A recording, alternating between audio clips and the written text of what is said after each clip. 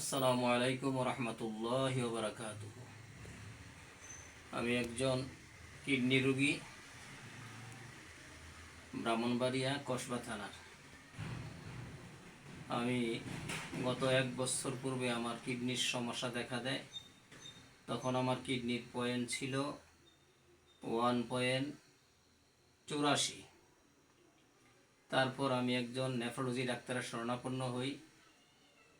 ওনার কাছে আমি 3 মাস চিকিৎসা করার পর আস্তে আস্তে করে কিডনির পয়েন্ট বাড়তে বাড়তে 2.49-এ চলে যায়।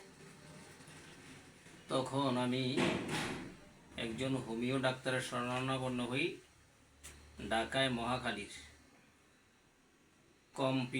Computerise homeopathy research centre.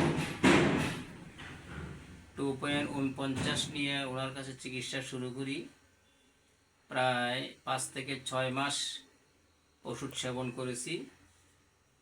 ওষুধ সেবনের পর 2.49 থেকে আস্তে আস্তে পয়েন্টটা নেমে আসছে 1.85, তারপরে 1.6, তারপরে এইভাবে পয়েন্টটা নেমে গত 15/2/2026 তারিখে শেষ পরীক্ষাটা করাই।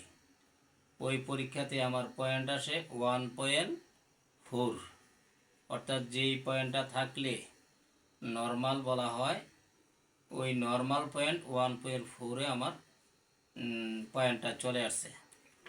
আলহামদুলিল্লাহ, আল্লাহর কাছে অসংখ্য শুকুর। তো আমার কথা হলো, হোমিওপ্যাথি চিকিৎসা অত্যন্ত ভালো চিকিৎসা। বর্তমান যুগে আমি অ্যালোপ্যাথিক চিকিৎসায় কোনো ফল পাই নাই। শেষ পর্যায়ে কম্পিউটারাইজ হোমিওপ্যাথিক রিসার্চ সেন্টারে, এটা হলো মহাখালী ওয়ারলেস গেট, মহাখালী গাজী মঞ্জিলের 2য় তলাতে চেম্বার। ওনার চিকিৎসায় আল্লাহর মেহরবানিতে আমার এখন পয়েন্টটা নর্মালে আছে। আসসালামু আলাইকুম রহমতুল্লাহি ওয়া বারাকাতুহু।